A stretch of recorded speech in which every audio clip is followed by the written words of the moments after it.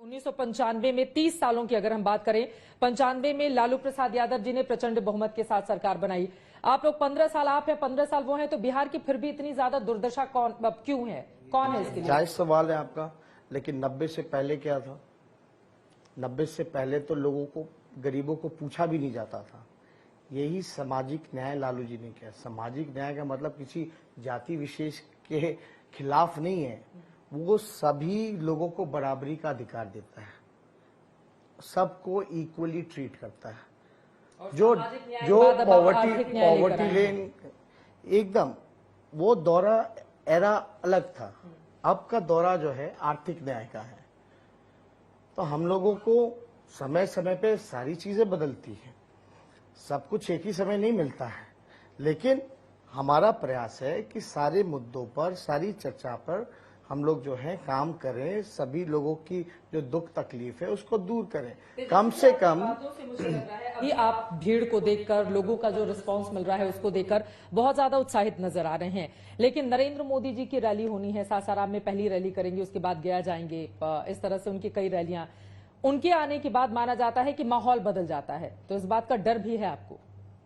2015 में भी थे वो, हालांकि झारखंड चुनाव में भी वो गए थे, तो ऐसा कोई माहौल तो बदला नहीं।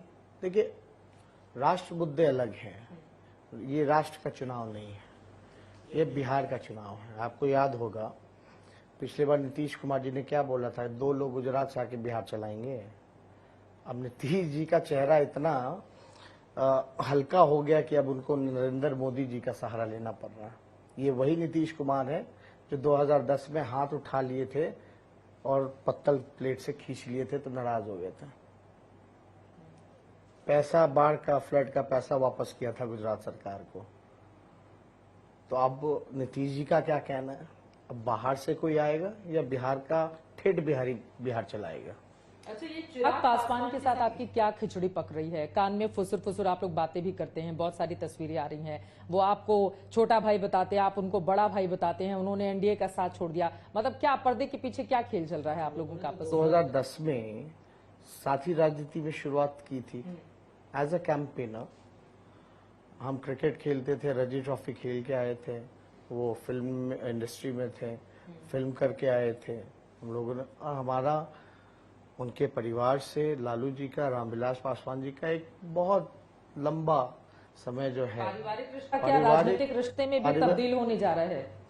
लोग सवाल पूछते हैं, लेकिन आप बताइए ना, चिराग पासवान तो हमेशा कह रहे वो बीजेपी के साथ है, बट तो वो वोट काट रहे हैं ना अपने कैंडिडेट खड़े अब वो करके, क्या तो बीजेपी के खिलाफ वो क्या हो रहा है, नहीं हो रहा, वो हम नहीं कह सकते। तो उससे तो आप ही को फायदा लेकिन होगा।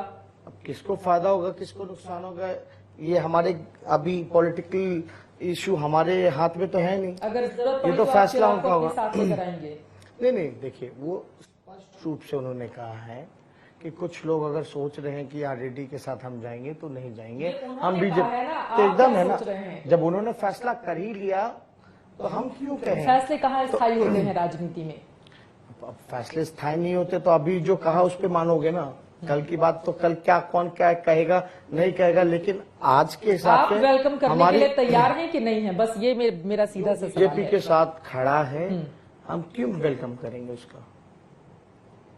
वो हम क्यों हाथ पकड़ के खींच के लाएं? कोई जोर जबरदस्ती तो नहीं है ना। और हम बकायदा हम जीत रहे हैं तो हमको क्या जरूरत है? आप जीत रहे हैं, हम सरकार बनाने जा रहे हैं, स्पष्ट है। अच्छा, मैं आपके अब महागठबंधन के बाकी साथियों पर आऊंगी, लेकिन चूंकि आपने कहा कि स्पष्ट तौर पर आप सरकार बनाने जा रहे हैं, कितनी सीटें आ रही हैं आपकी?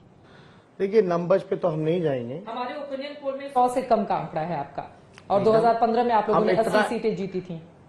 क्लियरली हम कह सकते हैं कि हम मेजॉरिटी में आ रहे हैं, बड़े कंफर्टेबली मेजॉरिटी में आ रहे हैं। नंबर्स की बात नहीं की जाए, नंबर्स पे कोई क्या दावा करता है नहीं करता है, लेकिन आपको भी पता होगा कि जब 2015 का जब रिजल्ट आ रहा था तो सर्वेज में मेरे को चुनाव हरा दिया गया था, और जब रिजल्ट आ रहा था तो सुबह सुबह लालू जी गेट के बाहर निकल करके बोलता हम 170-80 सीटें, 180 सीटें लाएंगे। लगभग उतना आया था, कोई किसी ने सोचा नहीं था। तो ये बिहार है, यहाँ अर्थमेटिक भी काम नहीं करने वाला है। नमस्कार, मैं हूं अंजना ओम कश्यप। हमें उम्मीद है ये वीडियो आपको पसंद आया होगा। लेटेस्ट खबरों के लिए यूं ही देखते रहिए आज तक, और इस वीडियो के पसंद आने पर लाइक, शेयर एंड सब्सक्राइब करना ना भूलें।